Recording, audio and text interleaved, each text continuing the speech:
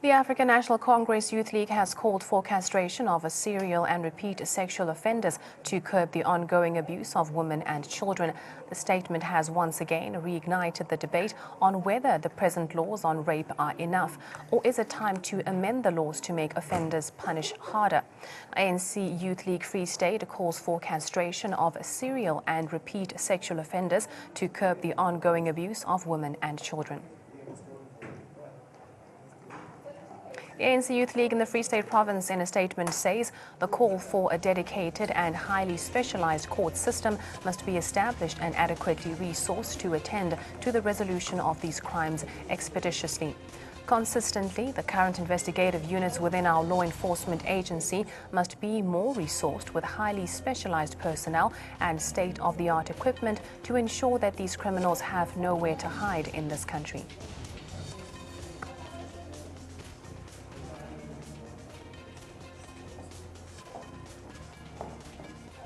Well, joining us in studio is the Not My Name organizer Khulufelo Masha, community safety expert Marita Grounder, and joining us via Skype we have the spokesperson of the African National Congress Youth League for the Free State Province, Sello Peterson. A very good morning to you all and thank you so much for joining us. Let me start off with our Skype guest from the Free State. Sello, can you just take us through the ANC Youth League's stance against perpetrators of rape and crimes against women and children? Well, thank you very much for inviting us as the Youth League in the Free State to share our perspective on this important issue. Well, our view as the Youth League in the Free State is that the continued scourge which we have and we're experiencing currently, whereby sexual predators are preying on our vulnerable and unsuspecting women and children, sexually assaulting them repeatedly, including killing them. We think that the current legislation that we have, the current laws are not sufficient enough to serve as deterrence. Of course, we are mindful of the fact that our criminal justice system seeks to be rehabilitative in nature and reintegrate the offenders back into society. We think that is a progressive issue that has been brought by the ANC. We are mindful of the Bill of Rights as well, that we must respect the rights of others, but we also are quite careful to say those rights can't be absolute. No, now, we are saying we think that we must introduce in this country as part of the broader debate to curb and to deter these repeat and serial offenders who prey on our vulnerable young children as well as women. We must introduce a possibility of castrating them within our laws. And we think that that should be part of the broader mechanisms which already exist. But of course, as we have indicated in our statement, we do not think that the current measures are punitive enough, because if they were, would not have such high rise in terms of the repeat sexual offenses in this particular country, particularly against women and children. And that is our view as the Youth League, that would indeed be contributing to the policy conference of the ANC, that as part of our contribution, because we can march and do all this manner of things. The reality is that criminals, they go inside and come outside hardened, and they repeat even more. So that's why we're saying we need to ensure that we strengthen the punishment meted out against these barbaric acts of these serial and repeat sexual offenders. Well, just coming to our studio guest here, I'll start with you, Khulufelo. First of all, do you agree with this idea of castrating repeat or serial offenders, especially those of rape? On behalf of the Not in My Name movement, we stand for human rights, and I personally feel like that is actually a very light alternative, because when a perpetrator chooses castration, they avoid a life sentence, which will keep them away from repeating the offense. Just one quick example: in the state of Texas, the story of Stephen Buckler. At the age of 28, he raped his two-year-old daughter. He went to court and chose an alternative, which was castration. Went back to being in a society. Of course, there's alternatives. You can castrate a person that lowers their testosterone levels, but there's alternatives. They can always get supplements and go back in the game. And that's what he did. He went back to rape his own daughter. He was out after he chose castration. So I think it's a very light alternative. I don't think it will solve the problem. I don't think castration will really be the solution right now. What we need to do, perhaps, is consider serious life sentence for people that do such things. And your thoughts on this? I'm representing the Department of Community Safety that obviously has the safety of citizens at heart. The one thing I want to clear is that rape is not just when you enter with your penis, because castration would mean that you want to make sure that that is not functional anymore. In South African law, rape is penetration of any sort. So you can penetrate with any foreign object, and it is entered into law as rape. The other issue that we're dealing with as a South African community is not just the act of rape, but also the brutality and the violence that goes with it. So castration, in essence, would not respond to all of those issues. We actually have a caller on the phone line. Our phone lines are open, so if you want to give your question, comment or contribution, call us on 011-542-2186. We have Siyabonga from Free State. Good morning to you, Siyabonga. Thank you so much for joining us. Do you have a question for the panel, perhaps a comment or contribution? Yes, thanks very much. I just have a little bit of comment to what the ANC proposed. I think they are proposing a just alternative, because we have had, since the advent of democracy, 15 days of activism, I think, between November and December, investing lots and lots of millions in an attempt to make an awareness that as citizens of this country, we must stop women and children abuse. So the Youth League, what is proposing, it's quite very good. It's a good initiative. It provides solution to the current challenge that South Africa is facing. Must remember that these serial rapists and killers of women and children, they consume lots of state resources that we do not have, that are limited as the country. That they are supposed to be used for youth development, youth economic emancipation, youth empowerment, and so on. So therefore, now if you castrate these serial rapists, and it must go further to say South Africa must amend its criminal justice laws. It must, in fact, include death penalty for serial rapists and killers. Thank you very much. Thank you for your call. He seems to agree with the ANC Youth League on this matter. Now, just talking about perhaps the root cause of these violent acts against women and children, not only rape, but the burnings, the recent murders that we've had. What do you think is the root cause of some of these actions? In the past few cases that we've seen, a lot of them, the perpetrators were close, intimate partners of these people. And we feel like, as a movement, we desperately feel like there's just something within us as men that at some point it sort of gives us a sense of ownership over somebody's life and all that. And if there's a point where we feel congested by their decisions or how they live their lives and whatsoever, we feel like it's time to take matters in our hands. And we go into communities, we have conversations with men, we sit down with young boys at schools and all that, and we try to find out what is it in our psyche, in our psychology, what is it that we have learned that makes us have this possessive attitude towards women. And over the past 2 weeks, we've spent the whole 2 weeks in Hammanskraal. We have done about 25 schools already, where we sit down with young boys, and young boys at the age of 11, 10 already have this attitude, embedded in them. And we taught them that as a society. And we need to conscientize our people. We need to conscientize our men.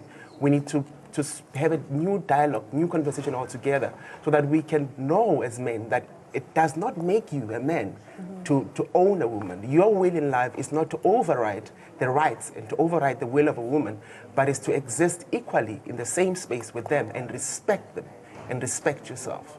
Now we have a caller actually on the phone line, Khadija from Johannesburg. Good morning to you, Khadija. Thank you so much for calling in. What are your thoughts or contributions? Well, for the ANC to have made such a suggestion, I applaud them for it, because with the amount of rapes that have been arising lately, it's sad and it's sickening. Young girls are being raped and murdered, women are being raped and murdered. I think that castration would be the ideal way to go. Thank you so much for calling in. There she also agrees with the Youth League. Let me just bring ANCYL in. ANCYL, what are your thoughts on the loopholes in the justice system? Because you have mentioned as the ANC that you want more speedy processes in the justice system. Yeah, look, I think that we welcome the views and contributions by our colleagues in the studio as well as the callers, because in our view, this is part of an important discussion that must take place within our society. But just to come back to your question, remember that what we're proposing is not only a simplistic approach in terms of castration, whether chemical or surgical. But what we're also proposing is that we need to have a dedicated and highly specialized court system, which basically focuses and gives the much needed attention, in this particular aspect of the sexual violences as well as gender-based violence. But we also think that the investigative arm of our country needs to be beefed up and provided with much more specialized personnel and equipment so that the speedy and there's expeditious resolution of the investigative processes, because sometimes one of the things which are in fact deterring our own women and vulnerable children from reporting some of these cases is because the investigative process of this particular cases takes so much.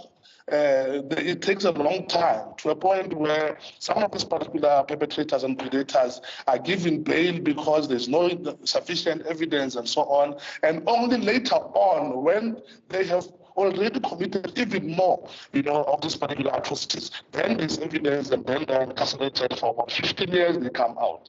So we are saying that we need not only to deal with it at the level of castration, of course, we are saying that we understand the psychosocial aspect and the power relations which sometimes drive men into behaving in a manner that they would behave in terms of sexual assault and so on. But we're saying as the Youth League, as part, we agree that castration can be a panacea, but we think it's going to be an important deterrent within the broader context of the current mechanisms that we have. We're saying let's reinforce that, let's ensure that castration is there. And importantly, we are not, as in other states, or as an example which was made of the state of California, your Czech Republic, and so on. We are not saying that castration must be an option given it must not be provided as an option to those the perpetrators, but rather as part of the phone line. Also wanting to join in the discussion, we have Lesego calling us in from Bloemfontein. Lesego, good morning to you. Thank you so much for calling. What is your question or contribution?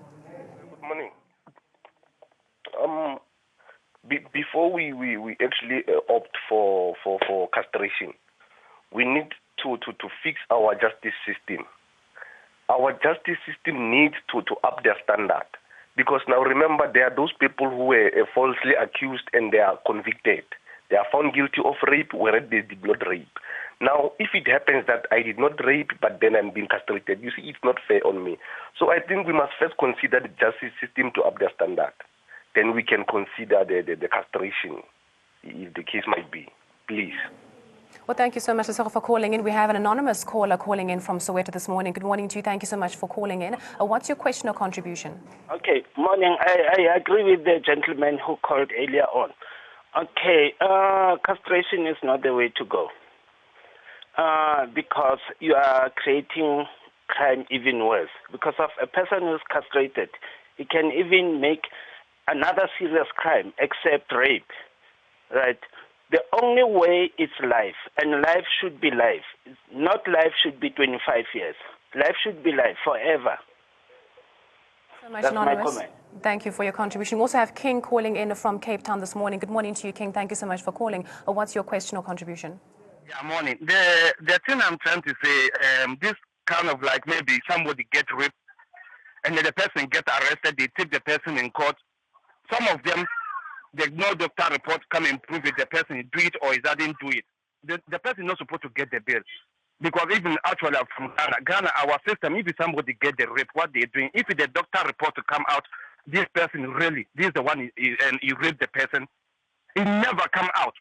But the South Africa system, the way the lawyers sometimes, them too, they are doing, they come and fight for their client. He is not the one he doing, is the one doing. Those things, it doesn't make sense. Sometimes with the lawyers, we have to blame the lawyers as well. Because you can see the proof is there.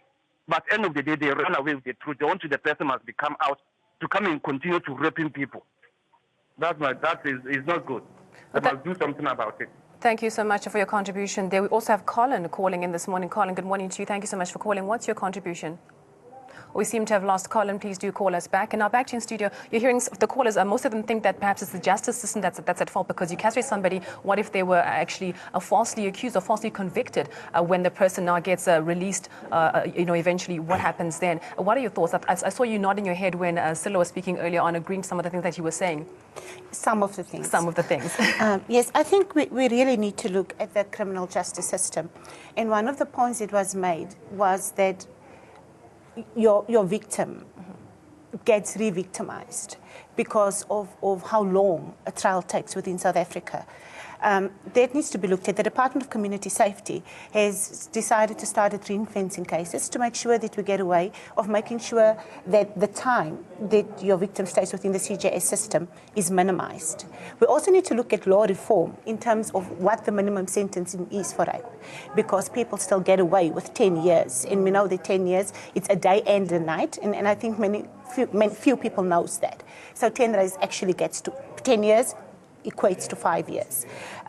Life imprisonment should indeed be life imprisonment. Another thing we need to look at in terms of law reform is the fact that in South Africa, if you have been raped and you report it after 20 years, if I've been raped at the age of 13 and only come out at the age of 33, the law says that I cannot lay a charge because I've been raped 20 years ago. Who is the law then to decide that I still don't suffer of post-traumatic stress disorder? Who is the law to decide that I'm not having depression and an inability to live my life to the fullest because of gender-based violence? We also have Kinele joining us on the phone line. Good morning to you, Kinele. Thank you so much for joining us. Give us your question or contribution. Hello. Hello, Kinele. Welcome to Vuka Africa. What's your question or contribution? My contribution is that the perpetrator, I don't agree to that. What is this? Castration, Kinele. Castration, because a younger a child may be raped, and then her whole life will be shattered forever. Whereas that somebody who raped her is going to live for a longer time being castrated. So the best option is only that sentence. I think we've lost Kinele there. We do have, thank you so much for calling us, Kinele. We have Reggie calling us in from Rustenburg. Good morning to you, Reggie. What's your question or contribution? Yeah, my contribution in this issue, I just want to know is it only men who rapes women? What about the woman who rapes men? Are those women going to be castrated too?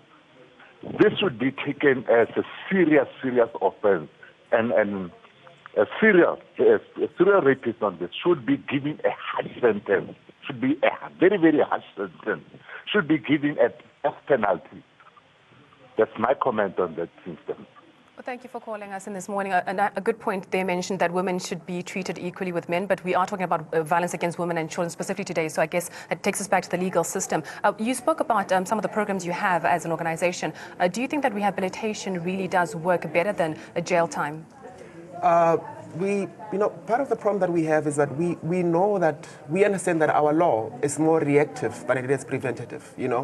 When you ask for advice of what should I do if I'm in a state where I might be abused or I might get raped, and what you'll be told is that in the time when you feel like you are being threatened, go and get a protection order, which doesn't really work. That's a very reactive method. It's not a preventative method. So it's sort of concentrate on the potential victim or on the victim than it does on the perpetrator. I mean, if you look even if you look the way that we phrase our stats, it's so patriarchal. You look at the stats, they'll say that 1 in every 3 girls get raped in this country each and every 8 hours. Now, if I said to you that 2 in every 3 guys rape in this country every 3 hours, how will that make you feel? If we change the language, the way we speak the language, if we looked at the potential perpetrator and the perpetrator of the crime and not just the victim, So what we do is that we're shifting our focus to the potential perpetrator, the perpetrator of the crime, to prevent them in their ways towards building towards that. So that's what we do. And part of the programs that we do is that we have dialogues in the townships. We're now working in Hammarskraal On the 23rd, we've got an exit major dialogue in Hammanskraal. We're looking at about 10,000 people that will be at that dialogue in Hammanskraal. And it's very simple. We're drilling down the message that whatever you do as a man, don't do it in our name. We are here for you as guys to support you. If you feel congested at home, if you feel like you're about to blow up, don't do it. Come speak to us as guys. Come speak to us. We can then advise you on what to do.